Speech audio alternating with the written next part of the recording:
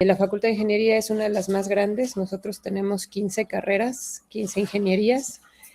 Y bueno, que tienen que ver con las direcciones que toman. La Escuela de Ingeniería inició justo hace 400, bueno, no es la Facultad de Ingeniería, no, fue hace 230 años, con la Escuela de Minas, precisamente por la minería que había en México, y después se vuelve Facultad de Ingeniería.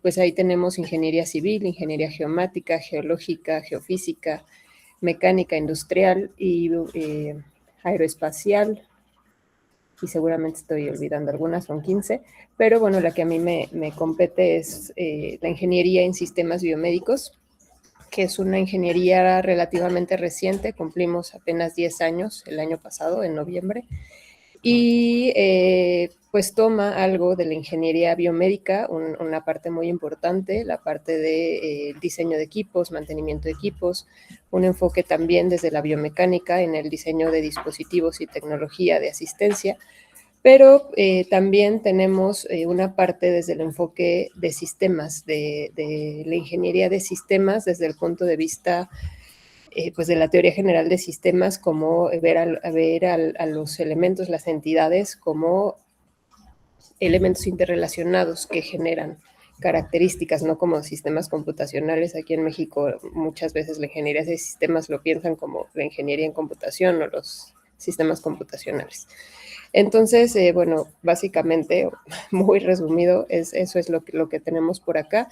También se imparten algunas ingenierías en otras sedes de la UNAM. En todo México hay escuelas de la UNAM, en Morelia, en Querétaro, en el área metropolitana de la Ciudad de México también. Sin embargo, bueno, la Facultad de Ingeniería es la que concentra la mayor parte.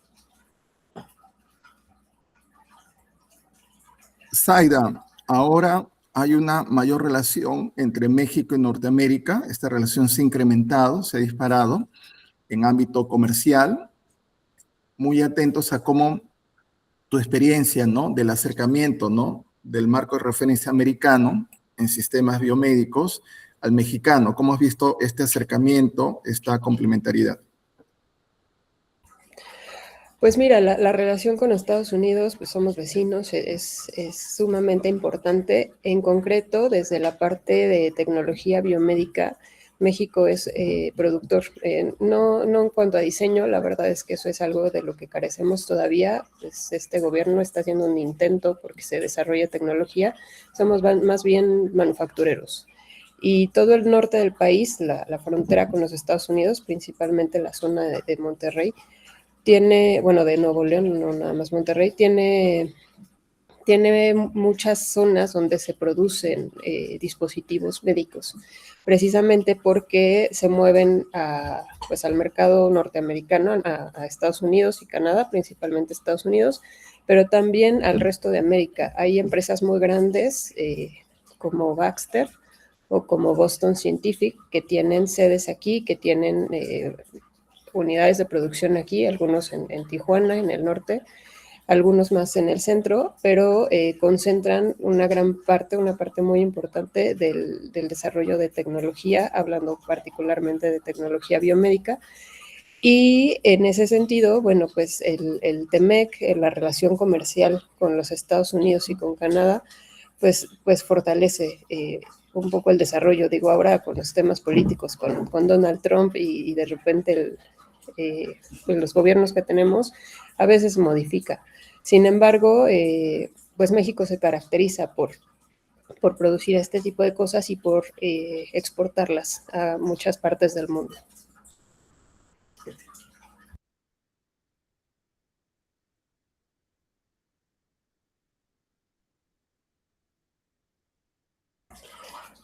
Bueno, y ya extendiéndome un poquito. Bien, entonces, sí, amigos y amigas, estamos pues en el Seminario Universidad de Desarrollo. Es una propuesta académica del Vicerrectorado Académico de la Universidad Nacional Mayor de San Marcos. Tenemos pues hoy el honor, placer que nos acompañe la profesora doctora Zaida Alarcón Bernal, que es coordinadora de Ingeniería y Sistemas Biomédicos del UNAM, universidad a nivel mundial muy importante, que tiene sedes no solo en México, sino en otros continentes. Zaida, justamente esta semana tuvimos a la decana de Humanidades de Cape Town. La UNAM tiene un local, una sede en Cape Town, África, además de Asia y Europa, Londres, ¿no?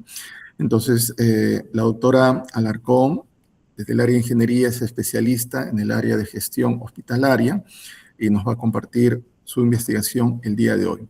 Muchas gracias, Zaida. Un gran saludo. Podemos comenzar. Muchas gracias, Héctor. Pues es un gusto saludarlos. Es un gusto compartir lo que estamos haciendo desde la universidad, desde la Ingeniería en Sistemas Biomédicos, este departamento del que soy coordinadora y del que, bueno, tengo el placer y el honor de compartir. Déjame abrir la presentación siempre con Google. A veces se me confunde, me genera problemas. Pero bueno.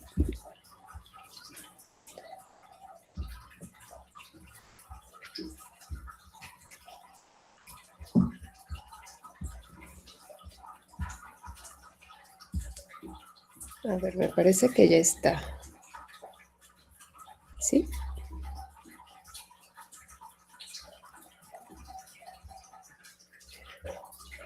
Héctor, no sé si me puedes ayudar con la presentación. Es que usualmente uso Acrobat porque no suelo usar Sí, sí es Teams, visible. pero... Sí, Zaida, es visible Okay. la presentación. Va. Bueno, entonces les comparto. Solo si podrías aumentarlo, está en 63%. Sí, justo es lo que quería, abrirlo como a presentación. O pero si quieres, la puedes enviar no sé si esto... y la...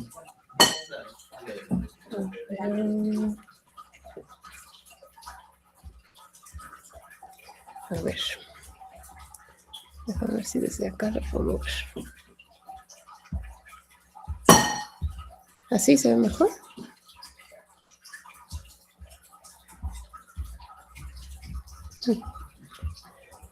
Correcto. No sé si así se ve mejor. Va, de acuerdo. Bueno, pues yo les voy a hablar un poco de lo que estamos haciendo desde el Departamento de Ingeniería en Sistemas Biomédicos, en un enfoque que, bueno, si bien es gestión hospitalaria, uno de los temas que hemos discutido mucho aquí es que no solo se trata de la parte administrativa, de esta parte como de llevar formatos, de hacer compras necesarias, o sea, hacer el proceso de compra, digamos, el proceso de licitación, sino hacer una gestión desde el punto de vista de la planeación, desde el punto de vista de la eficiencia. Y bueno, ahora, después de la pandemia y de todos los huecos que nos hizo mucho más visibles, pues hablar de sistemas resilientes, de sistemas de salud, no solo de sistemas hospitalarios. Y bueno, esto tiene mucho que ver con un enfoque que ya tiene varios años en el mundo, que es la medicina basada en valor, y que tiene que ver con la atención centrada en las personas. Les voy a contar un poquito de lo que yo he vivido como académica y con las intervenciones que he tenido en algunos sistemas hospitalarios. Y es que en nuestros sistemas de salud, sobre todo en los públicos, el enfoque, pues como la mayoría de los sistemas de salud, está en la atención clínica, es decir, en la investigación hacia pues, nuevos tratamientos, nuevos medicamentos, la práctica clínica, lo cual es obvio. Sin embargo, se ha dejado de lado la parte de los procesos, de todo lo que da soporte a la atención médica y a los servicios clínicos, incluso a los servicios de terapia o de seguimiento. Y esto, pues, nos ha generado una crisis, porque, pues, no, seguramente, si son de países latinoamericanos, pues vivirán situaciones similares. Nunca hay dinero para nada. No hay dinero para medicamentos, se nos acaban los insumos, no tenemos espacios suficientes. Aquí en la Ciudad de México, pues es una ciudad muy densamente poblada y los servicios de alta especialidad están aquí. Entonces vienen de todo el país y pues, los servicios están saturados. Eso hace que pues tengamos un problema, que tiene que ver con que a veces solo no hacemos una planeación adecuada. Entonces, desde el punto de vista de la ingeniería, que es donde yo me encuentro, es lo que intentamos desarrollar. La idea, pues no es nueva, es una idea que se ha desarrollado en muchos países del mundo, sobre todo en países europeos, donde el enfoque hacia las personas es como más fuerte, pensando o comparando, por ejemplo, con los Estados Unidos, donde es un poco más hacia la generación de recursos y utilidades. Pero que bueno, pues hemos tratado de desarrollar para nuestros hospitales. Hemos avanzado pues de pasos chiquitos, pero son ideas que hemos ya logrado implementar desde la intervención que hacemos como facultad, pero también desde la que hacemos con nuestros alumnos que se van primero a una estancia hospitalaria y luego pues se quedan a trabajar en estos sistemas. Entonces, bueno, a ver, déjenme avanzar.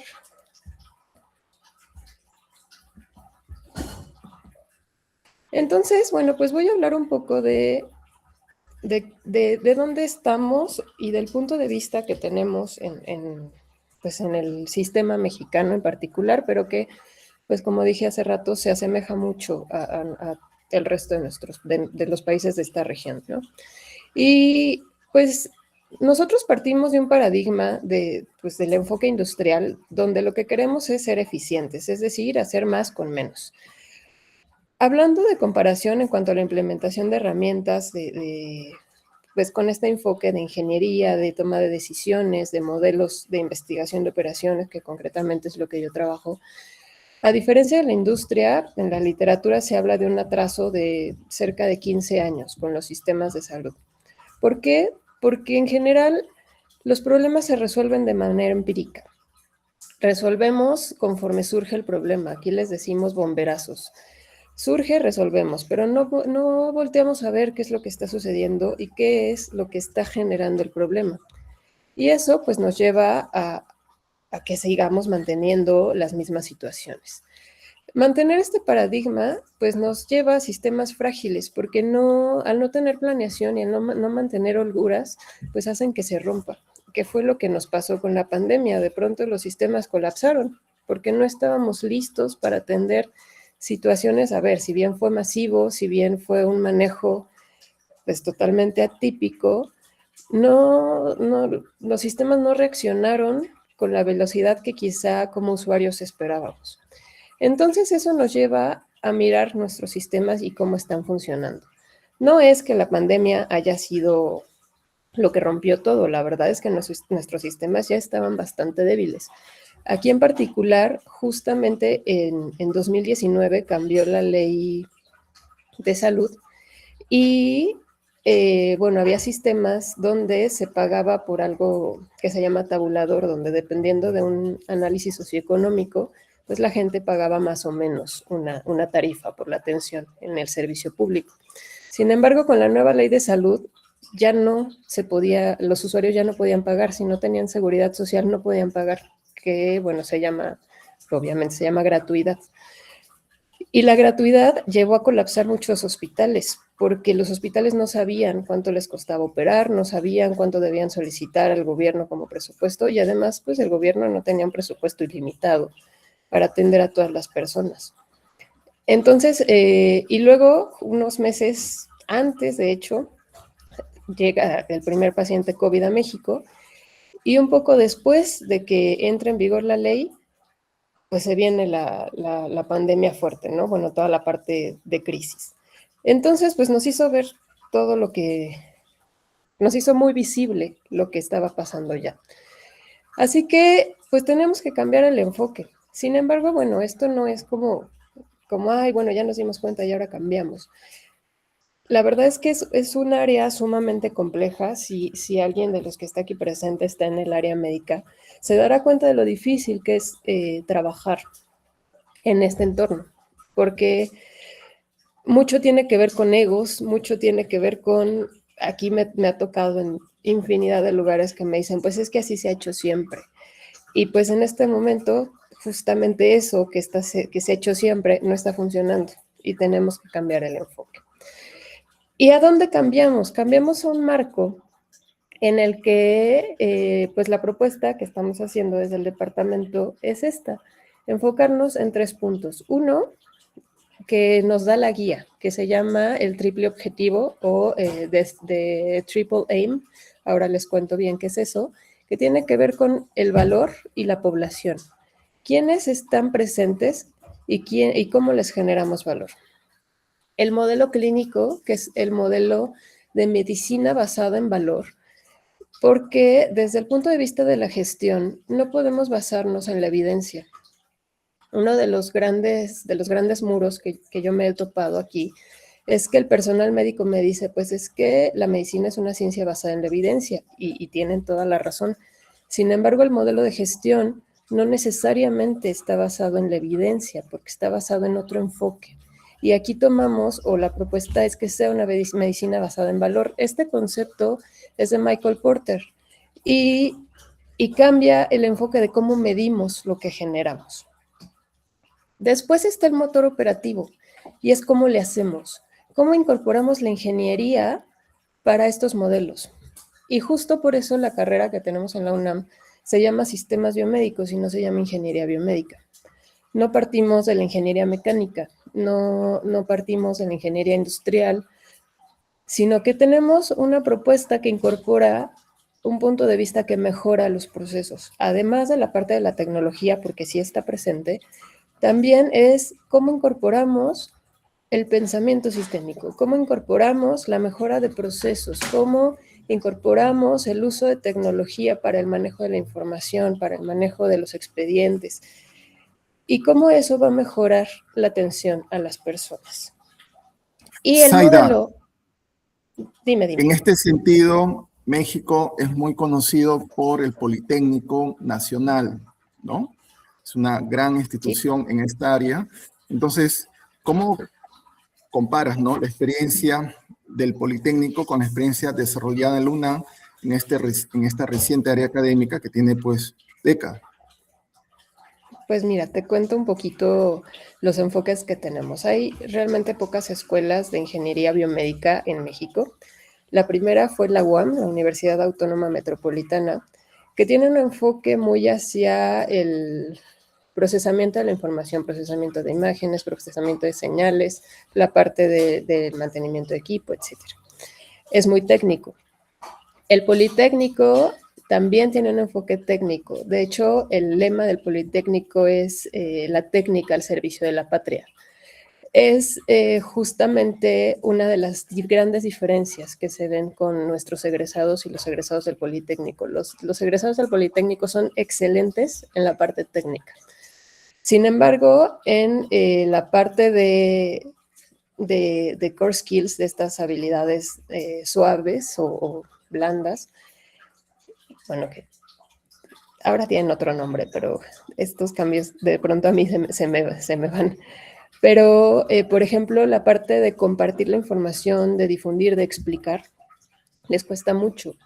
Ver un enfoque distinto para los egresados del Politécnico es más difícil. Y en ese sentido hemos tratado, de hecho acabamos de cambiar el plan de estudios para tener un enfoque un poco más integral en ese sentido. Están también, por ejemplo, la Universidad Iberoamericana, que es una escuela privada, que tiene un enfoque un poco más hacia la parte normativa, hacia la parte de regulación, y ellos, si bien también conocen la parte técnica, sin duda, pero también tienen un enfoque más hacia cómo se comparte, cómo se comunica, cómo se trabaja en equipo. En el TEC de Monterrey, que es otra universidad privada que también tiene ingeniería biomédica, también su fortaleza no es la parte técnica, sino más bien la parte de liderazgo, la parte de gestión de proyectos, de liderazgo de procesos, etcétera. Entonces, cada una tiene como su área fuerte. Sin embargo, la propuesta que tenemos nosotros justo tiene que ver, sí, con el desarrollo de habilidades de core skills, pero también tiene que ver con este enfoque hacia no solo la tecnología hacia los equipos o hacia el procesamiento de imagen o de señales o de ese tipo de información, sino también a la información que nos puede permitir obtener o generar nuevos datos, que tiene que ver también con expedientes clínicos, con antecedentes, con comportamientos poblacionales. De hecho, uno de los proyectos que tenemos ahora es justo con el Centro Médico Universitario, nosotros le decimos el hospitalito, porque es una unidad médica de primer nivel, de primer contacto, que está dentro del campus universitario. Y pues tiene atención de algunas especialidades, tiene un área de urgencias, y justamente lo que queremos es saber qué población tenemos, porque pues hay, no sé, por ejemplo, entre las especialidades pues está odontología, dermatología, ginecología, hay medicina interna, oftalmología, etcétera. Pero, ¿qué atención requiere nuestra comunidad universitaria? Entonces, a partir de esa información, que es un análisis de datos, podemos ajustar el personal que tenemos o los servicios que tenemos. Recientemente, pues una de las cosas que se obtuvieron de este, se llama expediente médico automatizado, es la necesidad del área de salud mental, donde pues, teníamos, me parece que un psicólogo y un psiquiatra, actualmente son, me parece que 11 especialistas. ¿Por qué? Porque es una de las grandes necesidades que tenemos. Otro de los grandes problemas que tenemos son de enfermedades metabólicas o de hipertensión, y pues se está reforzando la atención en ese sentido, porque pues de pronto tenemos pues estudiantes de 20 años que tienen hipertensión, ¿no? Y pues hay que atenderlos. Entonces ese enfoque nos permite saber qué tenemos que desarrollar. No es desarrollar la tecnología porque sí, sino porque hay un conjunto de usuarios que lo requieren. Entonces eso es parte de lo que estamos haciendo. Y justo tiene que ver con esto que se llama el triple objetivo o de Triple Aim, que tiene que ver con 3 puntos clave. Uno es mejorar la experiencia individual. Como usuarios, en todos los servicios, ya somos más exigentes, ya no aceptamos lo que nos den, como quizá pasaba hace algunas décadas. Queremos que sea de calidad, queremos que sea seguro, queremos que sea fiable. En salud en particular, la seguridad es fundamental, porque yo les digo a mis alumnos de repente, pues aquí sí hay vidas en juego, esto sí es de vida o muerte, literalmente. Pero también queremos mejorar la salud poblacional, es decir, queremos que los tratamientos sean efectivos. Y pues eso de pronto como que se contrapone, porque pues ¿a qué le invertimos? A la parte clínica o a la parte del proceso. Y además hay uno tercero, que es reducir el costo per cápita, porque nadie tiene recursos ilimitados. Entonces, llegar a un equilibrio de estos 3 puntos es justo el objetivo. ¿A qué le apostamos o a dónde le jalamos más? Y adicionalmente, una de las cosas que hizo ver la pandemia de COVID fue un cuarto punto, que era el bienestar del personal, lo que conocemos como burnout, donde para dar un buen servicio con una buena atención clínica y reduciendo el costo, pero además considerando que las personas que atienden son eso, personas que también se cansan y que también tienen vidas. Entonces es importante tomarlo en cuenta. Y bueno, finalmente es cómo le hacemos para resolverlo.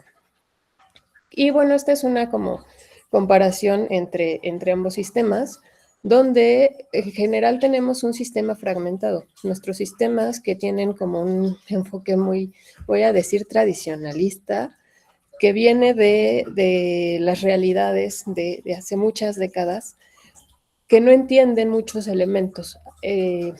En salud es muy común el concepto de silo. Cada especialidad tiene su área, incluso entre los médicos, entre las especialidades, se habla de las otras, porque, insisto, esto de los egos. Pero tenemos que buscar un sistema integrado, porque si no nos integramos, el sistema truena. ¿Por qué? Porque somos muchos, porque las exigencias son muchas, porque las enfermedades son cada vez más complejas, porque además tenemos población envejecida. Entonces debemos integrar el servicio. Y esto tiene que ver, yo les hablaba de la medicina basada en valor, que tiene que ver también con este modelo que se llama medicina 5P. que desde el desarrollo de la tecnología, desde el análisis de datos, desde el desarrollo de nuevos dispositivos y demás, suena bastante prometedor y bastante interesante. Sin embargo, cuando lo analizamos a detalle, nos tenemos que poner a pensar cómo se va a implementar o cómo se implementa. La medicina 5P tiene que ver con la precisión, es la primera P o una de las Ps, que tiene que ver con un diagnóstico que puede ser asistido por inteligencia artificial o por otras tecnologías, pero que está basada en datos, que tiene que ver con cómo nos acercamos a cada persona y no que todo mundo tome el medicamento de 500 miligramos porque es adulto, sino que se ajuste a sus necesidades. Tal vez ese medicamento, de acuerdo a su genoma, no funciona bien y se debe ajustar o de acuerdo a sus antecedentes o tal vez haya una alergia. También está la medicina personalizada, que son terapias adaptadas a cada individuo. La medicina preventiva, que tiene que ver con la intervención previa a los daños, porque si lo hacemos antes nos cuesta menos. Esta parte que está basada en el modelo de determinantes sociales en salud, que tiene que ver con la intervención de los sistemas en las poblaciones, y que nos hace que, si lo vemos nada más desde la parte monetaria, pues nos hace gastar menos, porque es mucho más barato una campaña de prevención, una campaña de, no sé, voy a hablar muy al aire, pero a lo mejor de hacer ejercicio y de comer bien, que atender a las personas que tienen obesidad y sobrepeso o diabetes o alguna enfermedad causada por malos hábitos. Está la medicina predictiva, que son algoritmos que nos permiten identificar comportamientos poblacionales que nos van a permitir intervenir. Y la última, que es la medicina participativa, y esta es sumamente importante en los últimos años, que es hacer que el paciente o su cuidador sea parte de su cuidado, conozca por un lado, pero que también entienda que no solo es el medicamento, sino que yo me lo tome, que también puedo llevar un seguimiento. Si soy un paciente que tiene, no sé, algunos datos de riesgo, a lo mejor con un reloj inteligente puedo saber mi frecuencia cardíaca o algún elemento, no sé, están los parches que nos permiten medir glucosa, o todas estas tecnologías que me permiten a mí como usuario ser parte de mi cuidado. Entonces, se ve bonito, se ve interesante, sin embargo, como sistema debemos intervenir para que esto sea real. Muchas veces aquí, por ejemplo, la parte de la información, porque hablamos de Big Data, o existen los data lakes y existen un montón de algoritmos, ¿no? De machine learning, de deep learning y todas estas herramientas que tenemos a la mano. Sin embargo, pues todavía nos encontramos con sistemas que tienen expedientes en papel. Aquí hay zonas rurales donde pues, no hay internet, a veces ni siquiera hay telefonía. Entonces, pues todo se lleva en papel. ¿Y cómo le hacemos para tener información de ese tipo de poblaciones? Y es donde tenemos que hacer propuestas y donde también debemos movernos. También hay una parte que a mí me gusta mucho que se llama hospital líquido, que es salir o sacar al hospital de la construcción del hospital, donde podemos hacer el seguimiento de los usuarios, no necesariamente en el hospital, o no necesariamente debe tener la terapia en el hospital. Existen tecnologías que tienen que ver con el monitoreo continuo, como los wearables. Yo les decía hace rato los parches o los tatús, o incluso creo que hay lentes de contacto que me permiten hacer mediciones. Y pues muchos de nosotros tenemos un reloj inteligente, ¿no? Que también nos permiten hacer seguimiento. Pero también está la medicina colaborativa. Es decir, que no necesariamente dos colegas están en el mismo punto haciendo un procedimiento. Pues también ya es bastante conocido las intervenciones quirúrgicas que se hacen desde incluso continentes distintos. ¿Por qué? Porque la comunicación en red lo permite, la tecnología lo permite. Y la parte de atención domiciliaria, la telemedicina. Yo no sé cuál haya sido su experiencia en ese sentido, pero por ejemplo aquí, Pues la telemedicina con COVID pues fue las teleconsultas, no necesariamente telemedicina completa, pero sí la teleconsulta pues era bastante común, porque pues no nos queríamos contagiar. Y de pronto pues ya cada vez va siendo más común. Sin embargo, en ese sentido, sí a las personas, a muchas les gusta más ir a que el médico los vea físicamente y no necesariamente sea como por una entrevista. Pero este tipo de estrategias pues nos permiten ser más eficientes, tener mayor alcance y llegar a mayores poblaciones. Y también la parte del monitoreo pues nos permite tener más información de lo que está sucediendo. Si somos personal médico con nuestros pacientes, si somos cuidadores tal vez con la persona que cuido, pero nos permite dar seguimiento y eso pues obviamente robustece cómo hacemos el cuidado. Pero, pues, ¿cómo le hacemos desde la ingeniería? Porque, pues, no es como elemental, ¿no? No es como tan obvio si nos salimos del equipo o de la tecnología tal cual. Yo les digo a mis alumnos a lo que prende foquitos y a lo que conectamos. También existen procesos. Y también me decían, bueno, ¿y qué nos diferencia de la ingeniería industrial? Y es que a veces la ingeniería industrial se va mucho a la parte de procesos de manufactura, por un lado, y cuando están en la parte de servicios, no necesariamente entienden cómo funciona un sistema de salud. Un sistema de salud, pensemos en un hospital que tiene hospitalización, por ejemplo, o que tiene cirugía. En un hospital tenemos un servicio de hostelería, es decir, una persona se queda a dormir ahí, hay una habitación que tiene que limpiarse como un hotel. Tenemos servicios de alimentos, como un restaurante, porque pues, las personas comen, necesitan una dieta y necesitan que se los lleven pues, 3 veces al día si van a pasar varias noches. Tenemos además el servicio de cuidado. Está el personal de enfermería, el personal médico, el personal de fisioterapia, por ejemplo, el personal de psicología.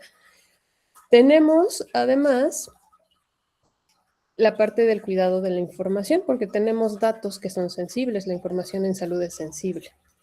Entonces se integran un conjunto de servicios que no lo hacen como solo un hotel o solo un restaurante o solo una escuela. Tenemos que integrarlo de muchas maneras y eso hace que se vuelva complejo y no es un servicio cualquiera. Entonces nosotros lo que hemos aplicado desde esta carrera son modelos de investigación de operaciones, que esa es mi especialidad, como simulación de eventos discretos, la teoría de colas o modelos de optimización, entre otros, que parten de la obtención de información desde el Big Data. ¿Y esto por qué? Pues lo que queremos es prevenir algo que se conoce como la deuda clínica, que es lo que no alcanzamos a atender.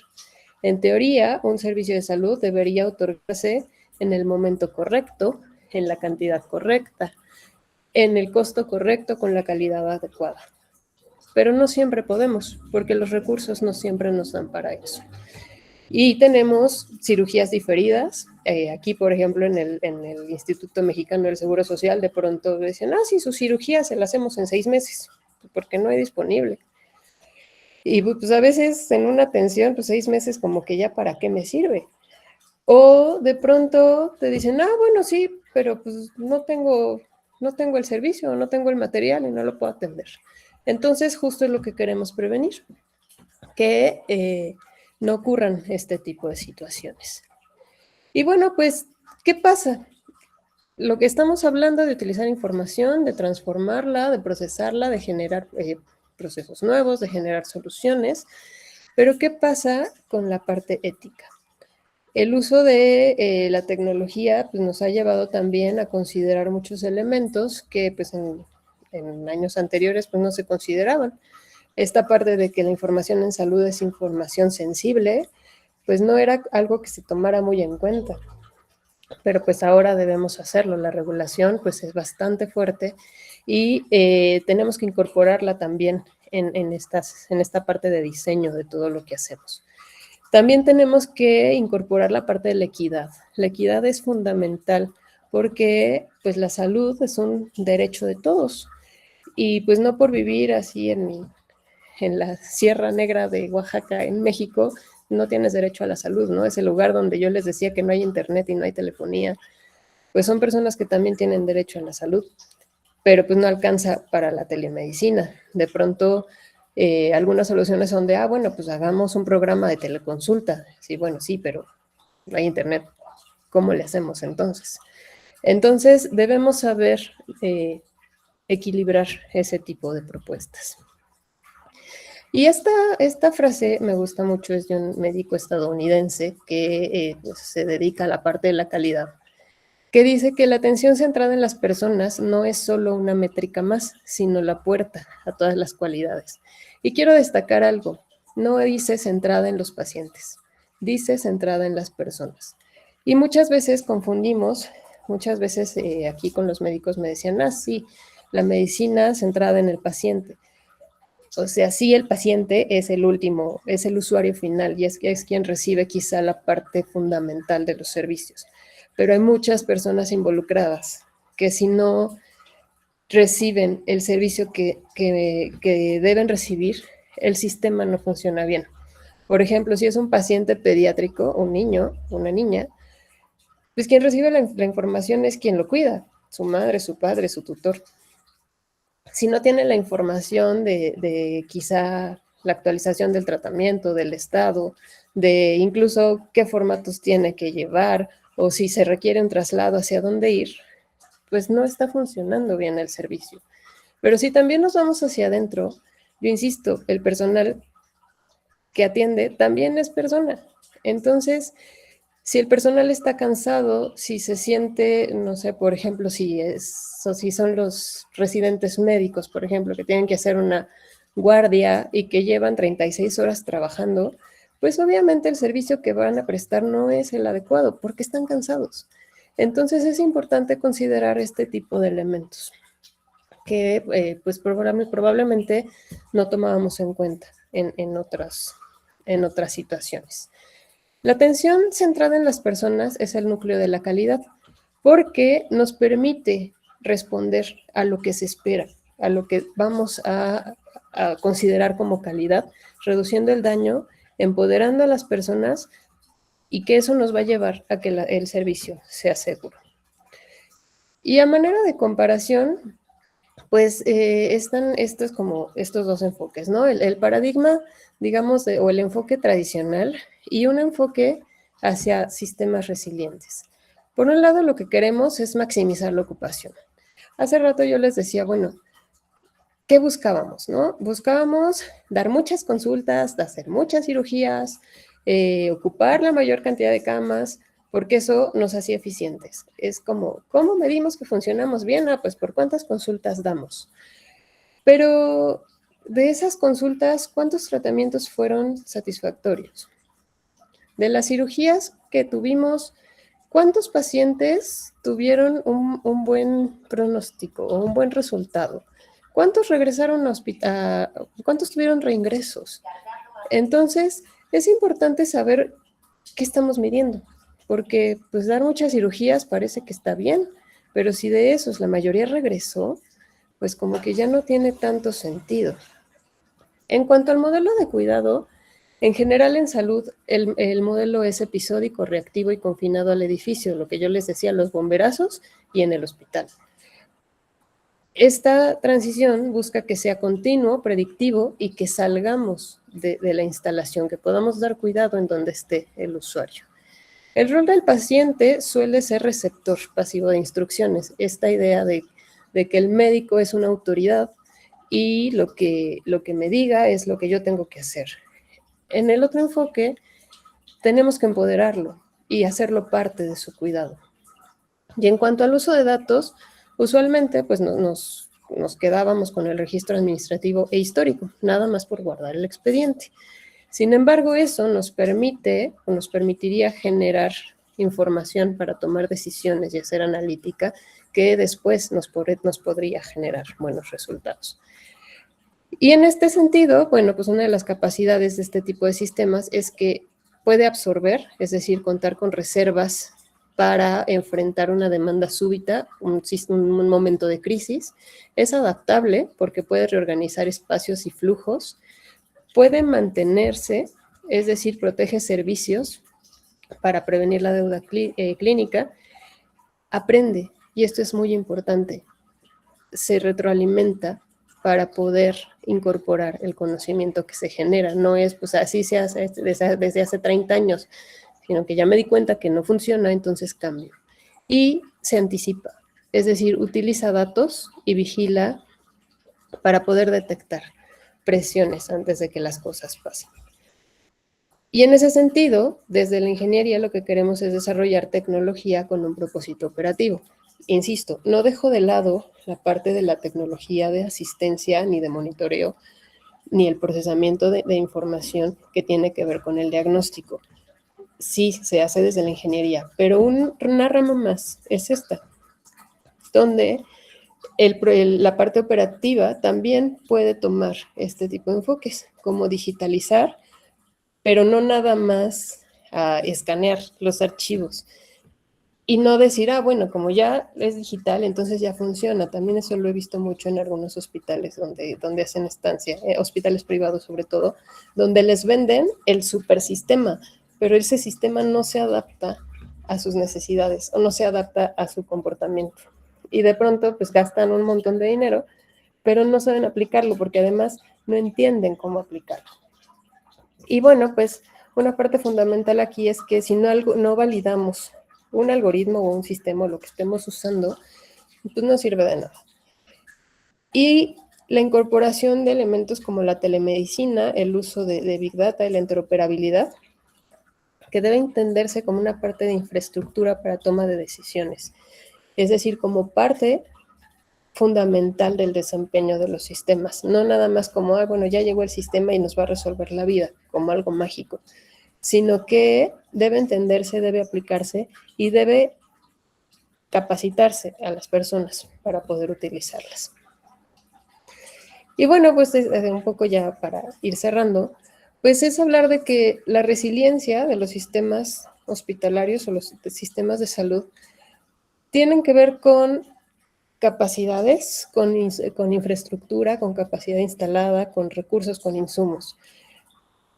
Y ya era insuficiente, muchos sistemas ya estaban colapsados, pero pues esta crisis grande que tuvimos de COVID nos hizo ver mucho más de cerca qué es lo que estaba pasando y que tenemos que cambiar, no tenemos otra opción. Tenemos que hacer propuestas pues disruptivas que nos permitan resolver. Y no es nada más vivir en la emergencia y decir, ay, qué miedo, ahora nos va a pasar y no somos capaces, sino rediseñar lo que estamos haciendo y desde la trinchera en la que estamos. Desde el personal médico hace un tipo de trabajo, desde la ingeniería hacemos otro tipo de trabajo, desde la parte administrativa se hace otro tipo de trabajo. Lo importante aquí es integrarlo para que persigamos el mismo objetivo. Y bueno, pues solo para cerrar, estas son algunas referencias. Si quieren consultarlas, igual a Héctor le comparto la presentación. Y bueno, si a alguien le interesan mis datos, yo me llamo Zaida Alarcón y bueno, ese es mi correo. Zaida, muchas gracias. Zaida, tenemos que en México un hospital centenario, pues el Hospital General de México, doctor Eduardo Lisiaga. También vemos que en México los hospitales públicos de investigación más destacados tenemos el Instituto Nacional de Ciencias Médicas y Nutrición, Salvador Subirán, fundado en 1946, y el Centro Médico Nacional Siglo XXI, que fue fundado el año 64, ¿no? En el siglo XX. En tu experiencia en la salud pública, ¿cómo se ha desarrollado la medicina 5P? Mira, desde el Seguro Social, que mencionabas el Centro Médico Nacional Siglo XXI, nosotros tenemos un sistema de seguridad social fragmentado. Tenemos al menos tres instituciones grandes. El Instituto Mexicano del Seguro Social, que es el más grande, y que es el servicio que tienen los trabajadores que trabajan en empresas privadas. Después está el Instituto de Seguridad y Servicios Sociales de los Trabajadores del Estado, que es para todos los que trabajamos para alguna entidad del gobierno. Está el ISSSTE, que es federal, pero cada estado bueno, México se divide en estados, y cada estado tiene su propio instituto. Entonces, bueno, eso ya lo separa más. Y luego está el de las Fuerzas Armadas, que pues también presta un servicio diferente.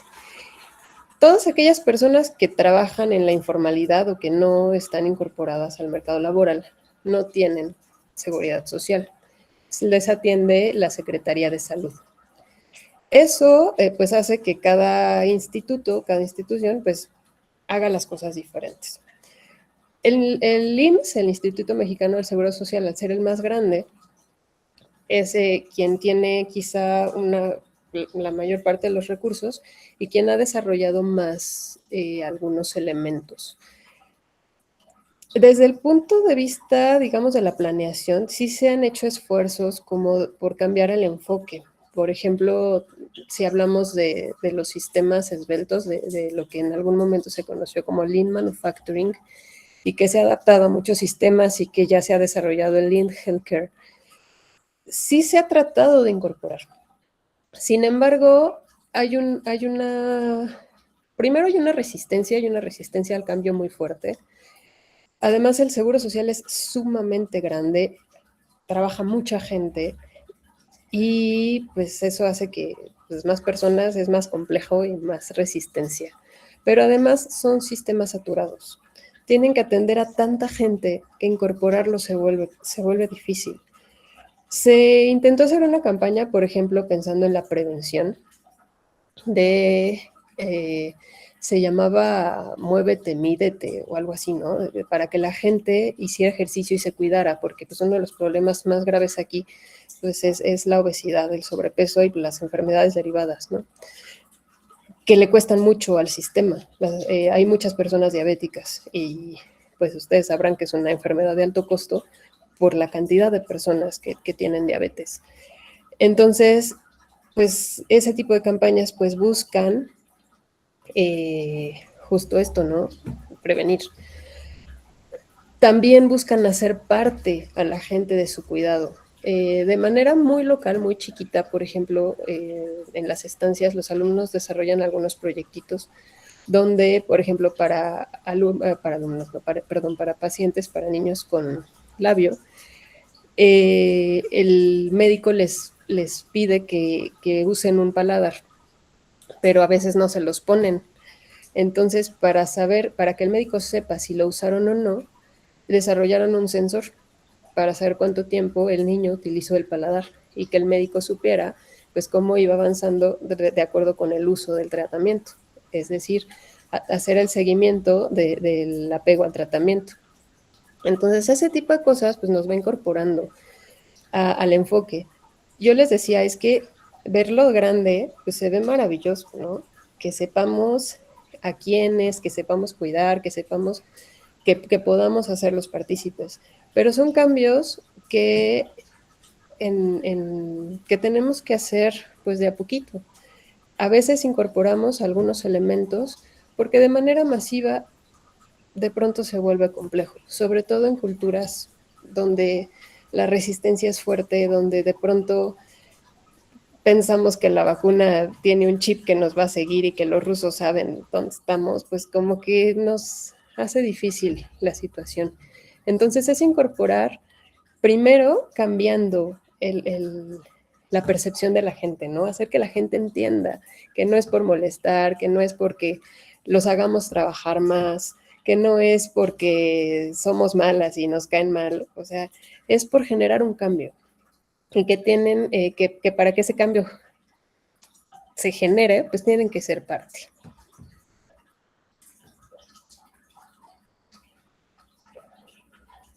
Zaida, México es una república federal.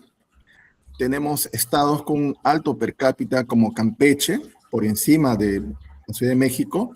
Tenemos estados como Coahuila, Sonora, Nueva León, con un alto per cápita. En este sentido, ¿cómo, desde tu experiencia en la Ciudad de México, cómo ves, ¿no?, la gestión de la salud en estados con alto per cápita o per cápita comparable al de la capital? En este sentido, ¿no?, de medicina 5P. Mira, en el caso de Nuevo León está gran parte de la industria y gran parte de la investigación en ese sentido. Y hay, digamos, tres estados fuertes, tres ciudades fuertes. La Ciudad de México, que es la capital, Guadalajara, que está en la zona del Bajío, y Monterrey, que está en Nuevo León, Monterrey y su zona metropolitana, donde hay mucho dinero, porque hay mucha industria. En las tres áreas, quizá las más desarrolladas sean la Ciudad de México y Monterrey y su zona conurbada en Nuevo León. Yo creo que Campeche tiene mucho que ver con la producción de petróleo, porque es una petrolera, pero la realidad es que el sureste, donde está Campeche, es una de las zonas que tiene mayor pobreza. Son zonas que más bien tienen desarrollo turístico y que la parte industrial, la parte de desarrollo de empleos no es tan diversa. Y en ese sentido, en esas zonas no se ha desarrollado tanto esta parte del pues del desarrollo de los sistemas hospitalarios. Son usuarios que siguen viniendo a la Ciudad de México. Una de las propuestas de hace algunos años fue construir hospitales de alta especialidad en algunas zonas, justo para evitar que la gente de todo el país viniera a la Ciudad de México, porque aquí está todo, sino que pudieran acercarse a otros centros de población y no saturar. Sin embargo, justamente la planeación no fue la adecuada y de pronto colocaron un hospital de alta especialidad donde había, por ejemplo, un neurocirujano pediatra, pero no podían atender un parto. Entonces, o sea, sí queremos acercar el concepto, pero no entendemos el contexto. Y eso es lo que nos está fallando. Bien. Matías, ¿me escuchas? Matías. Sí, profesor, buenos días. Sí, amigos, amigas, Matías Portal es destacado alumno de la Escuela Profesional de Ingeniería Biomédica de la Facultad de Ingeniería Electrónica Eléctrica de San Marcos. Él, por mediación del seminario, ha tenido pues una experiencia en Sao Paulo, en la Universidad de Sao Paulo, y ahora está haciendo un semestre en la UNAM, ¿no? Matías, ¿podrías, ¿no?, compartir el comentario, preguntas? Sí, profesor, muchísimas gracias y de antemano saludar a la profesora doctora Zaida. No tuve la oportunidad de llevar curso con usted, profesor, en el módulo de logística, pero sí con la profesora Elizabeth Laguna, con el profesor Lázaro. La verdad es que muy encantado por este semestre que pude estar en la UNAM. De verdad se lo agradezco muchísimo a usted y a todo el equipo. Creo que el módulo de logística hospitalaria es un concepto que aquí en ingeniería biomédica recién se está tocando en el país. Me introdujo mucho este nuevo paradigma, sobre todo porque aquí pensamos ingeniería biomédica muy centrada en módulo de instrumentación y de ingeniería clínica. Entonces, cuando pude llegar y cursar algunas materias, sobre todo en instalaciones hospitalarias con la profesora Elizabeth, pues nos mostró todo este mundo nuevo y el módulo de logística, las materias de operaciones que pues usted enseña. Muy agradecido por eso y también se me generaba esta duda de nosotros observamos que, por ejemplo, las jefas en enfermería o tal vez algunos directores médicos suelen llevar algunos diplomados o maestrías en gestión. Casi siempre es muy común ver ello. Pero ¿cuál sería este enfoque innovador desde el área de sistemas biomédicos? Porque pues sabemos que es un diferenciador de ingeniería biomédica. Qué bueno que llevaste asignatura con Elizabeth. Elizabeth es una de mis alumnas, fue de mis primeras tituladas de sistemas biomédicos y ella conoce muy bien justamente este enfrentamiento en el sistema de salud. Ella fue de las primeras que le tocó esto de, eres biomédica, perfecto, te vas a los equipos. Y ella decía, no, pues a mí no me gustan los equipos. Entonces, ella conoce muy bien el enfoque y justamente se ha desarrollado en ese tema.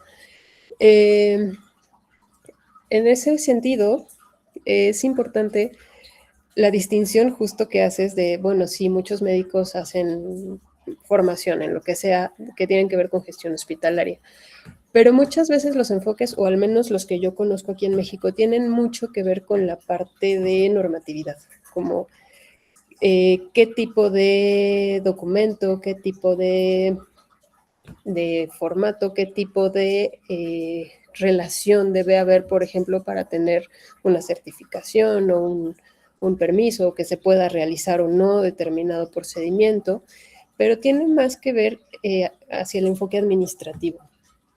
Acá le decimos gestión porque tiene que ver con el seguimiento y el control, además de la administración.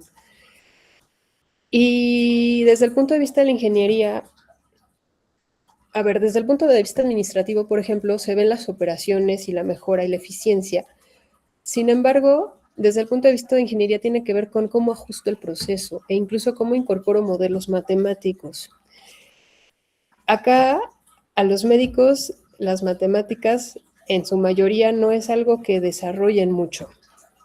Entonces, si uno habla de un modelo, por ejemplo, de programación lineal, no tienen mucha idea de qué se trata. Entonces, son herramientas que nos permiten o que nos facilitan la toma de decisiones porque la orientan y nos dicen, pues de esta manera voy a minimizar el uso de recursos o la voy a eficientar, a lo mejor no encontré el mínimo, pero sí lo voy a hacer mejor. ¿Por qué? Porque tengo una distribución y que está basado en un modelo que está validado desde la parte matemática. Los modelos de toma de decisiones, hay una herramienta que es básica, que son los árboles de decisión que se utilizan, por ejemplo, en la economía de la salud. No todos tienen conocimiento de cómo funcionan y de cómo se calcula una probabilidad condicional o cómo se utiliza, por ejemplo, no sé, qué es el teorema de Bayes, ¿no? Entonces, este enfoque desde las herramientas y los modelos matemáticos también complementa. No digo que sea mejor, simplemente es un enfoque diferente y nos permite fortalecer, porque hay puntos de vista diferentes. Hicimos, por ejemplo, un ejercicio de costeo comparando un modelo que si hay personal médico aquí conocerán muy bien, que se llama grupos relacionados con el diagnóstico, que es un modelo de microcosteo. Es decir, tenemos que ir a ver cuánto nos cuesta cada insumo, cada recurso y demás. Y nosotros hicimos una propuesta que se llama de macrocosteo, es decir, de arriba para abajo, utilizando también insumos, recursos, pero haciendo otro tipo de operaciones. Y llegamos a un resultado muy similar en mucho menos tiempo. Y de eso se trata, de encontrar la herramienta que se ajuste mejor a las necesidades de cada situación. Gracias, Zaida. Según la interrogante del colega del doctor Jesús Reyes, bueno, estamos pues con educación abierta, educación a distancia, educación digital. La UNAM tiene una vasta experiencia en este tema, se compartió por el chat, ¿no? La coordinación de Universidad Abierta y Educación Digital de la UNAM. Cabe recordar que hay un término COIL, que es ya de algún tiempo. Hay una experiencia aquí en Sudamérica muy importante, el programa BRAVE de la Universidad Estadual Paulista, que actualmente está abierto, ¿no? Y es accesible, no para universidades de convenio, sino para todas las universidades, de cursos durante el semestre, ¿no? Desarrollados por profesores en Brasil, Paraguay o Perú, por ejemplo, podría ser. Entonces, el programa BRAVE en la Universidad Estadual Paulista también es una oportunidad para acercarse a esta universidad líquida, entre comillas, líquida. Zaida, México es un país multilingüe, ¿no? Tenemos que la persona, el paciente, no es raro que tenga una experiencia en otras culturas, en otras tradiciones. Entonces, ¿cómo ves en tu experiencia el desarrollo de la difusión en lenguas nativas, en lenguas originarias en México? ¿Qué interés, qué presupuestos? ¿Cómo se ve esta área, ¿no? Pensando en infancia, pensando en adulto mayor, en las distintas lenguas indígenas que tiene México. Híjole, es una pregunta súper compleja que tiene mucho que ver con la dispersión de la población. Sí, se hablan muchas lenguas, muchos idiomas, algunos emparentados, pero aún así son distintos, pero también tiene mucho que ver con el contexto que vive cada cultura. que tiene mucho que ver con este análisis de los determinantes sociales en salud. Por ejemplo, en la zona sur-sureste, me voy a ir a uno de los estados más pobres de México, que es Chiapas. En Chiapas se hablan un montón de lenguas, nada más cambian de municipio y hay una variante de alguna lengua. Y a veces la población solo habla esa lengua, pero también tienen creencias que tienen que ver con sus culturas, donde la intervención no es tan sencilla. Hace algunos años yo trabajé en un proyecto de desarrollo social donde pues tenía que ver con la infraestructura básica en salud y uno de los criterios principales era que priorizaba un proyecto no era la población beneficiada. Entonces, de pronto, cuando las poblaciones son muy dispersas, pues son poblaciones que tienen 100 personas y pues como era muy poquito, pues no se le daba prioridad a ese proyecto. Entonces, tiene que ver con esto de la equidad, ¿no? O sea, esas personas no tienen derecho a la salud porque viven en una población dispersa. Pues no lo sé, ¿no? Pero también hay personas que no se acercan a los servicios porque no creen en ellos, nada más. Entonces, incorpora muchos elementos que tienen que ver con qué servicio estamos prestando, cómo informo a la población que requiere un servicio de seguimiento, o cómo llevo el servicio de salud. También nos ha tocado, bueno, me tocó a mí una vez una población de esas, tenía 120 habitantes, pero que estaba a 5 horas en un vehículo 4x4, porque no había otra manera de llegar, del centro médico de primer nivel, del primer contacto. Y pues los niños se morían de enfermedades gastrointestinales, porque pues para salir de ahí caminando, pues son 8 horas en montaña, ¿no? En piedra. Y pues imagínense cargar a un niño de 8 años, ¿no? Ahí, pues está complicadísimo. Entonces, ese tipo de situaciones, además de la lengua, porque a veces en determinadas regiones, pues la misma gente la habla e interpreta. También, bueno, también pasa que el intérprete aprende más o menos cuál es el diagnóstico y ya diagnostica. Pues, ¿por qué no? Entonces sí es importante incorporar todo este tipo de elementos. Por eso, y eso también nos lleva hacia la prevención. O sea, ¿qué tipo de población tengo? ¿Qué cultura tiene? ¿Qué idioma habla? ¿Hablan español o no? Y entonces ese tipo de servicio debo ofrecer. Sin embargo, pues imagínense ustedes un estudiante de medicina que al menos, por ejemplo, aquí en la Facultad de Medicina, ya le aumentaron, pero antes eran 6 años de formación, pues no se quieren ir a trabajar a una comunidad, porque pues, ¿para qué estudié tanto? ¿Para quedarme en una casa de salud? Entonces, de pronto, incorporar ese tipo de servicios requiere un pensamiento mucho más profundo y una planeación mucho más compleja, que sí tiene que ver con las lenguas, pero tiene más que ver con la cultura en general, con las creencias, con las religiones, etcétera. Y un poco con eso voy a responder la pregunta de Jorge Antonio Luis Fernandini Artola, que dice, al igual del Perú, ¿cómo se podría integrar? La gestión más importante, que no la mencioné, es la gestión del cambio. Convencer a la gente, explicarle del cambio que quieras. Si lo quieres hacer hacia la medicina preventiva, si es un modelo, por ejemplo, de teleconsulta, si es un servicio periódico o lo que sea, o es un nuevo expediente que ya no va a ser en papel sino electrónico. Entonces tienes que convencer y tienes que gestionar el cambio. Y les voy a contar una anécdota en un hospital grandotote de aquí, de la Ciudad de México, de tercer nivel, de alta especialidad, donde hay una medición que se hace trimestralmente de indicadores de resultados. Se llama Matriz de Indicadores de Resultados, MIR. Y el llenado, pues lo hacían a veces hasta por WhatsApp. Así de, pues estos son mis datos. Pero tenían que reportar consultas, tenían que reportar servicios otorgados, camas ocupadas, una serie de cosas que si uno lo hacía cada 3 meses, pues si estás en la operación, obviamente no te acuerdas del día 1. Pero pues como estaban en la operación, en la atención médica, pues no lo registraban. Entonces se les hizo una herramienta para que pudieran hacer el registro al menos diario. Una herramienta súper sencilla en una hoja de cálculo. Al principio decían, ¿pero por qué? ¿Me vas a hacer trabajar el doble? Porque eso yo ya lo hacía de una manera. Ese cambio chiquitito, que era un tablero de control básico, llevó la adopción un año y medio más o menos. Porque era trabajar con la gente y explicarles y decirles y mostrarles cómo funcionaba y mostrarles cómo facilitaba su trabajo. Entonces, lo más importante es aprender a gestionar el cambio y a gestionar los conflictos y a gestionar a la gente, porque ese es el primer, quizá la mayor dificultad en todos los puntos.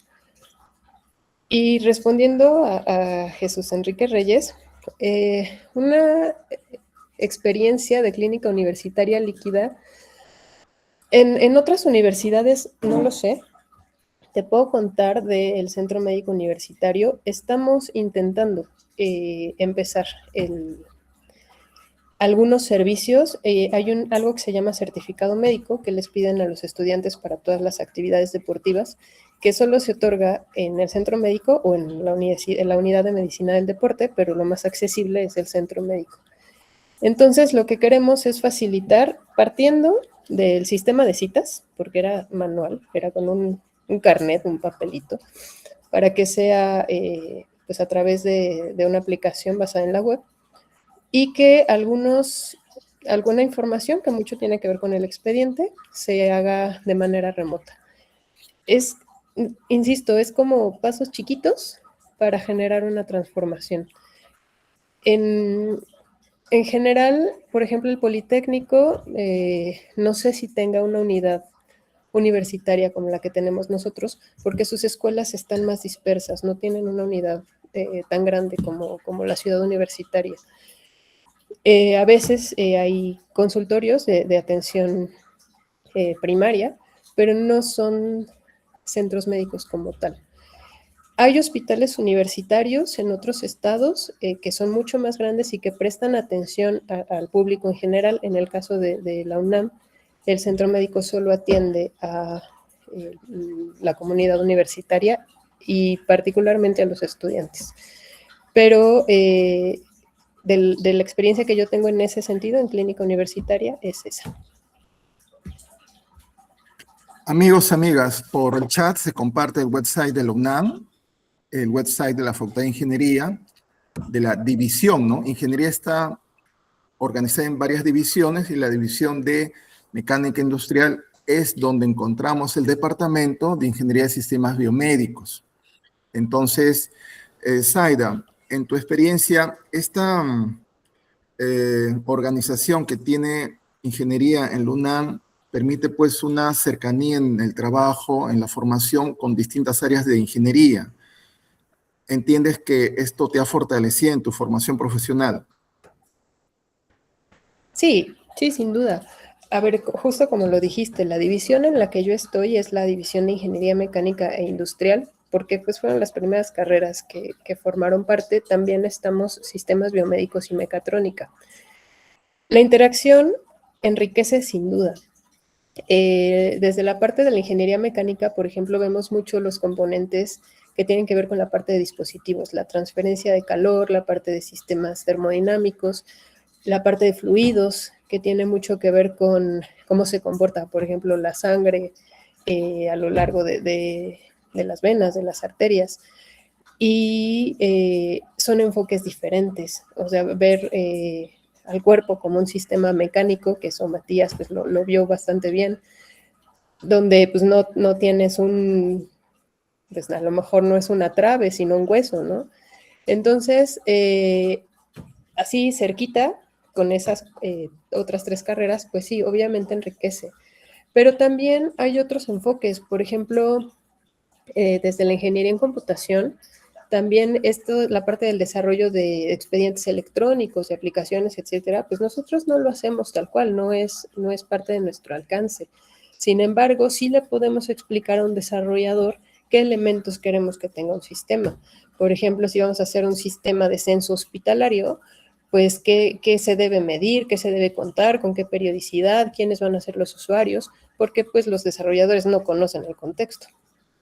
La parte de ingeniería eléctrica electrónica Ellos tienen un módulo terminal de ingeniería biomédica que está muy orientada a la parte del desarrollo de dispositivos. Entonces también se complementan y robustece un poco la formación que traen nuestros estudiantes. Ellos, por ejemplo, no tienen una formación en la parte biológica o médico-biológica, ¿no? Ellos no llevan anatomía, no llevan fisiología, solo llevan la parte como de instrumentación. Hay carreras que pues, son más lejanas, ¿no? Por ejemplo, geológica, geofísica, minas, petrolera, donde realmente tenemos poco contacto, pero aeroespacial o ambiental también de pronto se acercan, ¿no? Porque, ¿qué se hace con los dispositivos? Por ejemplo, muchas cosas de las que se utilizan muchos dispositivos son desechables. ¿Qué pasa con los biomateriales? ¿O qué pasa con la disposición final de todos los elementos que se utilizan? Entonces, o con la parte aeroespacial, de pronto hay muchos estudiantes que tienen mucha curiosidad de qué pasaría en un entorno que no es la Tierra, ¿no? En compresiones diferentes, con gravedades diferentes, con velocidades diferentes, y pues también cómo cambia un sistema biológico en esos contextos. Y esa es una parte muy bonita de la UNAM. Al ser tan grande, la verdad es que los estudiantes pueden tomar los enfoques que les gusten. O sea, si les gusta la parte aeronáutica, por ejemplo, pero que está relacionado con el comportamiento del cuerpo humano, pues a lo mejor toman como optativas algunas asignaturas y bueno, pueden complementar su formación. Pero además también pueden, si de pronto les gusta mucho la parte del comportamiento humano, pues se pueden ir a psicología o a neurociencias, que también se considera como parte de su desarrollo curricular. Zaida, la doctora Ana María Díaz Soriano tiene pues la consulta sobre, en el sur global, el llamado sur global, lo común es un sistema de salud colapsado, ¿no? Que ha sido desbordado, ¿no? Debido a los escasos recursos que el Estado en el sur global en el siglo XX y en el siglo XXI dispone, ¿no? Entonces, ¿cuál sería la forma de automatización de la experiencia del paciente? ¿Qué es lo crítico en un servicio hospitalario? Crear flujos de atención, como el viaje que hace el paciente, como la experiencia sin fricción, ¿no? ¿no? En la experiencia mexicana. Sí, algunas empresas toman mucho en cuenta el camino del paciente, el viaje del paciente. Y ese justo es el enfoque que le estamos dando y que llamamos desde ingeniería, porque es el proceso que nos va a permitir dar el mejor servicio. ¿Y qué es el mejor servicio? El que hace que el flujo sea continuo, que no se interrumpa. Para eso hay que hacer un análisis muy profundo y es una de las grandes barreras que yo me he encontrado.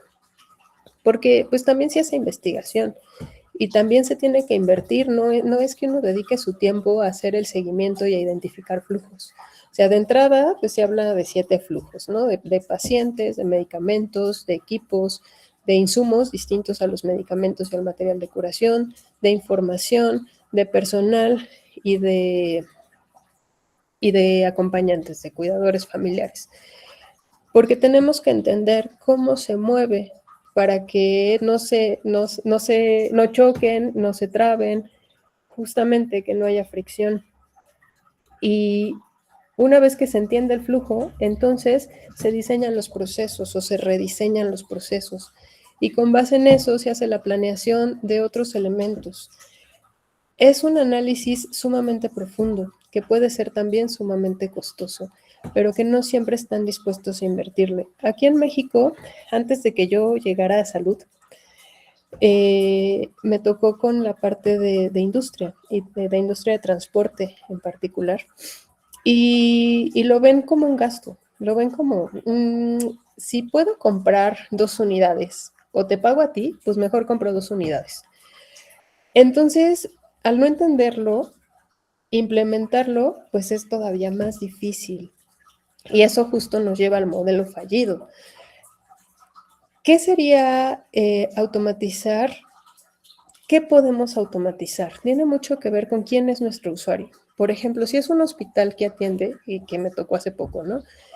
Un hospital que atiende principalmente adultos mayores. Personas que, porque además era un hospital que atiende enfermedades de los ojos, un hospital de oftalmología. Entonces, querían automatizar el sistema de citas con una app, pero pues a las personas les cuesta trabajo usar su celular. Muchas veces solo usan el WhatsApp y contestan llamadas. Y ponerles una app nueva o que reservaran su cita a través de una página de internet, pues no era una buena solución. O sea, sí automatizaba, sí te mueve a la modernidad, sí es un sistema distinto, pero tus usuarios no saben usarlo. Entonces, es importante que entendamos quiénes son los usuarios y a partir de eso, entonces, desarrollamos. ¿Qué se automatiza? Si lo que automatizo, en este caso, ¿no? Si lo que me sirve es automatizar el expediente, porque mi personal médico lo va a utilizar mejor o el personal de enfermería lo va a poder manejar mejor, pues entonces automatizas eso, pero no el sistema de citas, porque para el adulto mayor es mucho más fácil hacer una llamada. Entonces, es irnos no a lo superficial. Yo hablé de muchas cosas, de hecho no mencioné ninguna herramienta, porque tenemos que entender el contexto para a partir de eso hacer propuestas. Y a partir de eso decir, bueno, si mis usuarios objetivos son principalmente jóvenes que se la pasan con el celular y que le entienden perfectamente, entonces automatizo el sistema de citas. O a lo mejor puedo utilizar un robot que tome signos vitales y que una persona joven, que es una de las propuestas, por ejemplo, en el hospitalito, un robot que tome signos vitales, que tome temperatura, presión, creo que oximetría y no sé qué otra cosa. Y es un robot y está padre. Y no, mientras están esperando, el paciente al tener contacto no siente la espera tan fuerte. Pero un robot, pensando, por ejemplo, en un adulto mayor, va a decir, ay, ¿y si lo hará bien? ¿Y si lo estará tomando? No, yo prefiero que sea el personal de enfermería. Entonces es importante entender, primero, cuáles son nuestros flujos que tienen que ver con también o están relacionados con quiénes van a ser nuestros usuarios y con base en eso desarrollar los procesos que pueden automatizarse o pueden mejorarse. No todo necesita ser automatizado. Hay cosas que solo deben entenderse bien e implementarse bien. Sí, doctor Vega, puede compartir su comentario, su pregunta, por favor. Buenos días, doctora. Más allá del de optimizar los procesos técnicos, ¿cómo considera que debemos implementar un sistema de modelos de investigación operativos y pueda transformar la organización en el sector público? Porque un caso muy ejemplo que particularmente pasa en los hospitales públicos es que cuando uno tiene su historia clínica va a ver los casos que ha habido, pero uno va, llega y no hay, nos dicen se ha extraviado, se ha perdido porque normalmente lo tienen en físico. Pero ahora como tenemos el uso de la inteligencia artificial, ¿cómo podríamos optimizar y por parte del Estado qué políticas públicas podría implementar para que haya una modernización de manera general en todos los hospitales públicos? Obviamente usando herramientas tecnológicas y ya de esa manera sea más eficaz en el tema de los controles de las historias clínicas y otros documentos, ¿no? El tema de las modernizaciones. Muchas gracias por las respuestas y excelente exposición. Hasta luego. Hola, doctor. Pues mira, te cuento un poco, desde el punto de vista técnico, es relativamente fácil. Una vez que el expediente está de manera digital, se puede hacer interoperable, es decir, se puede comunicar con otros expedientes. Ese es uno de los grandes retos, hacer que el expediente esté disponible en cualquier lugar de atención. Al tener expedientes físicos, alguna vez en algún congreso en Chile me decían, pero ¿cómo tienen todavía expedientes físicos? Pues lamentablemente sí, todavía es bastante común en México que tengamos el expediente en un folder y en una carpeta y en un cajón. Y pues obviamente eso no se puede compartir. Cuando lo tenemos de manera electrónica y el sistema es interoperable, pues se puede consultar pues en cualquier lugar a donde el paciente acuda. Pero además del expediente en sí mismo, si esos datos se anonimizan y se obtiene la información, por ejemplo, como la edad, como el sexo, como quizá el origen étnico y el tipo de padecimiento y el tipo a lo mejor de alergias, y se tienen información, la misma información de un conjunto muy grande de pacientes o de personas, entonces se pueden hacer predicciones, o sea, qué comportamientos hay, y eso robustece, por ejemplo, las pruebas clínicas, porque no nada más es con quién se probó, sino, pues ya estoy viendo que en otras poblaciones tiene otros comportamientos, y quizá en este tipo de población no funciona bien, a lo mejor funciona muy bien en Escocia, pero no en Perú. Entonces nos permite ir obteniendo información que tiene que ver con un sistema bien diseñado, interoperable, y que puedo aplicar algoritmos que me van a generar información de lo que yo quiera estudiar. Por ejemplo, las alergias más comunes, los padecimientos más comunes, los tratamientos más eficientes, etc. La complejidad está en el uso y en la implementación. Por un lado, uno de los puntos es la vulnerabilidad y la ciberseguridad. Al estar estos sistemas, esta información en sistemas electrónicos se vuelven vulnerables a que alguien robe la información o que a alguien se le ocurra venderla. Yo no sé si en sus países sea común, pero aquí sí. De pronto nos enteramos que venden la información electoral, ¿no? Y pues, ¿por qué no? Entonces, esa vulnerabilidad hace o vuelve pretexto la resistencia a la implementación de este tipo de sistemas. Otra vez, la información es información sensible, que no puede tener cualquier persona. No todo el mundo se puede enterar qué padecimientos tengo, qué tratamientos he utilizado, qué está asociado con mi edad, con mi origen étnico, etc. Entonces, debemos ser muy cuidadosos. En Estados Unidos y en Europa hay leyes muy específicas que tienen que ver con el manejo de la información de datos en salud. Pero en México, por ejemplo, no existe. Entonces, debemos ser muy cuidadosos con cómo se utiliza. Y luego, ¿cómo lo vamos a implementar en los sistemas locales? Porque nosotros buscaríamos que yo pudiera ver en una pantalla, yo personal médico, por ejemplo, el nombre, las alergias, los antecedentes, y además como ya tengo los expedientes relacionados, yo puedo ver al papá y a la mamá de ese paciente que también es paciente del hospital y puedo relacionar. Y con base en eso, puedo generar además puedo poner también, por ejemplo, las guías clínicas. O sea, si yo pongo o tengo ciertos síntomas, me puede dar una sugerencia, porque puedo utilizar inteligencia artificial precisamente. Pero además ya puedo restringir medicamentos, porque ya tengo marcadas las alergias. Entonces eso facilitaría mucho la práctica, que es a donde se dirige la medicina personalizada. Sin embargo, otra vez, tenemos que entender bien el contexto, el sistema, diseñar y luego implementar, que es de los pasos más difíciles.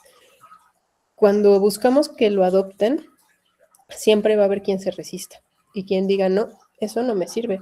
Porque es más, por cosas muy simples, que también me ha tocado. Es que el botón yo lo tenía abajo a la derecha y era rojo.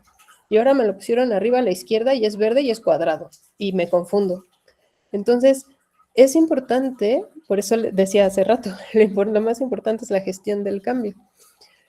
Pero sí tenemos que partir, no es, insisto, no es que llegue la solución, llega el sistema, así llega Epic, que es maravilloso, ya lo compramos y lo ponemos. No, tenemos que entenderlo, tenemos que ajustarlo a nuestro contexto, tenemos que capacitar a quienes lo van a usar, tenemos que saber cómo podemos manipularlo para generar información relevante para nosotros. Y ese es el verdadero reto.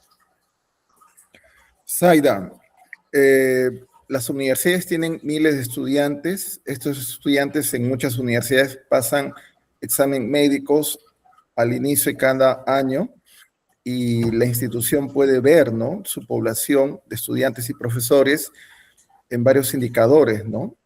Por ejemplo, caries, si aumenta o baja la caries, etc.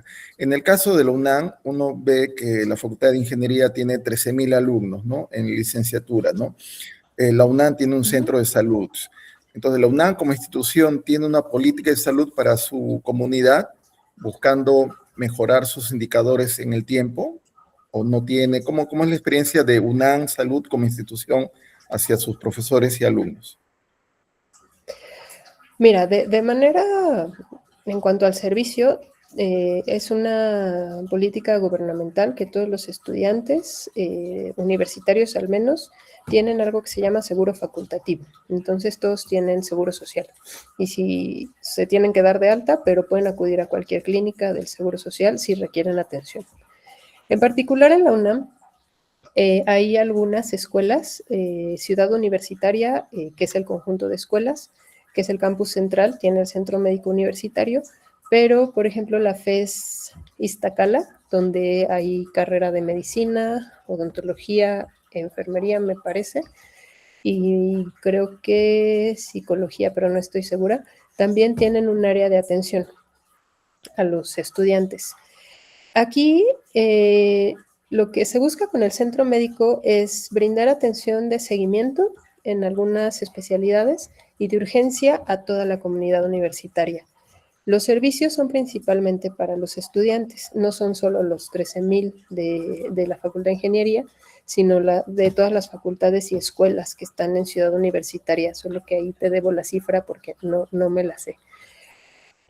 Una de las estrategias que se ha tomado en los últimos 2 años en particular es justamente caracterizar a nuestra población a través de la modificación del expediente clínico, porque antes se hacía, llegaban a primer semestre, llenaban su expediente, que era un cuestionario, y ya, se guardaba, y ya, cumplíamos, ¿no? Sin embargo, el año pasado se desarrolló una herramienta bastante buena, se llama expediente médico. Antes era automatizado, ahora no me acuerdo de qué es, pero busca ser continuo. Y una de las cosas que se encontraron ahí fue que tenemos, por ejemplo, cerca del 50%, me parece como 46% de estudiantes que tienen hipertensión. Y también cerca del 50% de estudiantes que tienen problemas de salud mental. Eso nos lleva a generar estrategias. ¿Por qué? Porque ya sabemos qué está pasando con nuestra población. Se han desarrollado en el área de salud mental, por ejemplo, muchos más servicios que antes no había en la universidad. Hasta hace 10 años, por ejemplo, no los teníamos, pero ahora tenemos servicios de la Facultad de Psicología, servicios de psiquiatría. En el Centro Médico Universitario ya hay más oferta de atención psicológica y psiquiátrica. En cada escuela hay una unidad de atención para la salud mental. Y la parte de la hipertensión, por ejemplo, se han desarrollado campañas, al menos en el campus central, todos los viernes hay actividades deportivas, hay actividades culturales que lo que buscan es hacer que los estudiantes se muevan y hagan algo de ejercicio. Y se hace más promoción, por ejemplo, de Deporte UNAM, de Danza UNAM, donde buscamos que la comunidad se incorpore a hacer actividad física, porque no es tan común. Entonces, a través de esa información, pues se ha buscado cubrir un poco más los aspectos más relevantes. También, por ejemplo, una de las cosas que teníamos es que la unidad de medicina familiar que atendía a los estudiantes era la más cercana a su casa. Muchos, pues la Ciudad de México es sumamente grande y siempre hay mucho tráfico. Entonces, por ejemplo, un traslado de un estudiante puede ser de 2 horas y media de su casa a la universidad. Y pues si su unidad médica familiar está cerca de su casa y se pone mal en la universidad, pues está en problemas, ¿no? Porque hay que trasladarlo. Entonces, una de las cosas que se ha hecho es que se tiene un convenio con la clínica, la unidad de medicina familiar más cercana a la ciudad universitaria, y esa puede atender a cualquier estudiante de la UNAM, porque está cerca del campus. Entonces, son algunas de las estrategias con las que se ha buscado atender a la población universitaria. Zaida, UNAM tiene una proyección latinoamericana y mundial, ¿no? En este sentido, ¿cuál es tu experiencia con los alumnos internacionales que recibe el UNAM y tu posgrado año tras año, ¿no? Uno piensa América Central, Guatemala, Costa Rica, América del Sur, Colombia, Argentina, o fuera, ¿no? De nuestro continente, ¿no? Entonces, ¿cuál es tu experiencia con estos alumnos y con sus formaciones? Pues mira, de los que más recibimos a nivel licenciatura son de Perú, de Colombia, de pronto de Argentina, y son los que yo tengo más ubicados. Más bien recibimos muchos de otros estados de México. En el posgrado me han tocado muchos más colombianos, principalmente, y a veces de Costa Rica, venezolanos también hay algunos, también argentinos, me parece, pero más, lo que más predomina son de Colombia. La experiencia en general es enriquecedora. Las movilidades siempre enriquecen porque traen otro contexto, traen otras experiencias de vida. Incluso con las movilidades locales, México es un país sumamente grande. Entonces, si vienen de Tijuana, por ejemplo, pues viven otra realidad, viven otro México. Entonces, todas esas experiencias nos cambian, porque, por ejemplo, cuando yo en las clases les hablo de la saturación de un hospital de alta especialidad o de que les dan algo que se llama fichas, que es la gente se forma y le dan pues, una fichita que dice 1, 2, 3, 4. De pronto me dicen, pero ¿de qué me estás hablando? ¿No? O sea, explícame porque no entiendo. Entonces nos cuentan la experiencia que viven en sus países o en sus regiones, o cómo se da el servicio, por ejemplo, de pronto que en Costa Rica, pues si hay un sistema de información hospitalaria que pues, aquí para nada, ¿no? Ni siquiera a nivel estado. Entonces, sí complementa y abre mucho el contexto y abre, pues ponen en la mesa situaciones que para muchos estudiantes pues no existen, ¿no? O no están presentes porque no lo viven o porque no lo han visto. Entonces, siempre es enriquecedor y de hecho voy a tomar esto que decías de las experiencias COIL. Si alguien está en universidad y da clase y quiere tener una experiencia COIL, yo encantada puedo hacerlo con las asignaturas que doy, porque es una de las cosas que enriquecen muchísimo la formación en todos los sentidos, por los contextos, por los puntos de vista, por, no sé, por ejemplo, la perspectiva desde Sudamérica respecto a los Estados Unidos es diferente por la cercanía, ¿no? Por lo que se produce, por lo que se hace, las principales actividades económicas, las dinámicas, la cultura, incluso la perspectiva desde la enseñanza, las formas de enseñanza también nos cambian la forma en la que aprendemos y los puntos de vista que tenemos al momento de proponer o de resolver cosas. Zaidan, hay decenas de millones de mexicanos viviendo en Estados Unidos, Texas, California, por ejemplo. Entonces, estos estados de la Unión Americana tienen una gran experiencia mexicana, ¿no? Entonces, ¿tú cómo valoras, cómo ves esta dinámica entre la Universidad Mexicana y las universidades de estos estados de Norteamérica, ¿no? Por su experiencia mexicana. Pues mira, afortunadamente tenemos una muy buena relación, particularmente desde sistemas biomédicos, pero también hay otras carreras que terminan la licenciatura, terminan los estudios de pregrado y se van a estudiar posgrados a otros países. Muchos se van a los Estados Unidos. En particular tenemos una muy buena relación con una sede de la Universidad de Texas y se van los estudiantes a hacer posgrado. Y esos estudiantes, por un lado, vienen a dar pláticas y les cuentan lo que hacen, lo que desarrollan, pero también invitan a que se vayan a hacer estancias, se pueden ir a hacer estancias temporales, estancias de investigación o estancias como movilidades, pero también se pueden quedar a hacer el posgrado. También con alguna universidad de California tenemos un contacto de ese tipo, pero es más fuerte con la Universidad de Texas. Y hay una asociación fuerte con algunas universidades canadienses también, que tienen, en nuestro caso, ingeniería biomédica o algunos posgrados en el área de ingeniería biomédica y que también nos permiten que los estudiantes se vayan. Algunos se quedan, que pues es completamente normal, pero algunos regresan. Y el punto de vista, a veces regresan a dar clases a la universidad y conociendo el punto de vista desde, por ejemplo, el sistema de salud de los Estados Unidos, llegando al sistema mexicano, que pues, obviamente es muy distinto, pues sí se dan cuenta como de qué se aplica, qué no aplica, cómo se ajusta, o estamos haciendo esto, cómo podemos, aquí le dicen tropicalizar cada uno de los elementos, ¿no? Entonces, sí, es muy enriquecedor cuando los estudiantes se van, y no solo a Estados Unidos, también se van mucho a Japón, a Alemania y a España. Y cuando regresan, pues tienen un punto de vista diferente de las herramientas, de cómo se aplican, de cómo podrían hacerse algunas cosas o cómo podrían desarrollarse algunos elementos. Y sí, eso es muy enriquecedor.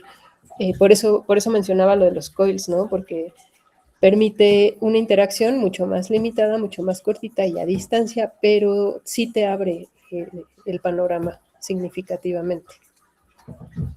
Sí, desde el seminario se tiene experiencia con FUDAN, la Universidad FUDAN en Shanghái, con la Universidad Goiás, Federal de Goiás en Brasil, y ahora se compartió, colegas, por el chat el programa BRAID de la Universidad Estadual Paulista, y por supuesto, ¿no? Es bien conocido el programa de educación a distancia de la UNAM, de la coordinadora, ¿no? Que también se compartió el link por el chat. Zaida, entonces, buscando fortalecer a nuestros estudiantes, entiendo que para tus estudiantes una experiencia en el Pacífico Sur Central, Perú, sería muy importante.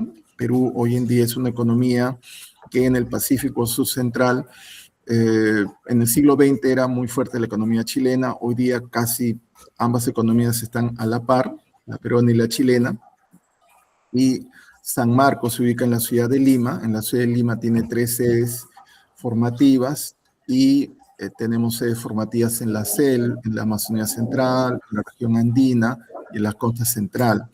La experiencia en San Marcos es una experiencia al mismo tiempo capitalina, pero al mismo tiempo nacional. Recibimos alumnos de la UNAM, sí. Ahora, de tu área específica, quizás para ellos sea muy importante conocer de cerca la experiencia peruana y limeña, con todos los desafíos que ella implica, y particularmente tú, ¿no? Zaida, ¿tú conoces Lima? Sí, sí conozco Lima. Entonces, renovar y continuar esta relación y esta actividad académica, que es la proyección. Lima cumplió este año 491 años. Estamos pues a muy poco tiempo del 5º centenario de la Fundación Española, aunque la ciudad tiene estructuras arquitectónicas del 1700 a.C. México tiene una experiencia similar de esta larga, milenaria historia indígena y reciente hispana, ¿no? Sí, sí, justo ahora que me hiciste pensar, tiene 7 años que estuve en Lima. Y sí, bueno, me fui, además de Lima, conocí Cusco y Antes Machu de la Picchu. pandemia. Sí, antes de pandemia. Sí. Bien, entonces conocer también la experiencia, ¿no?, profesional y, ¿por qué no, una escuela de verano aquí, universidad, desde tu área, y compartir tu experiencia con la Escuela Profesional de Ingeniería Biomédica de la UNS. Amigos, amigas, ¿tienen algún comentario? ¿Tienen alguna pregunta?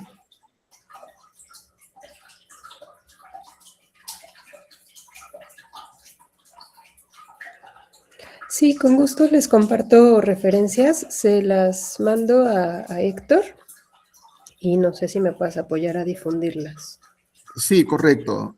Colegas, se les comparte por el email la presentación de la profesora Alarcón.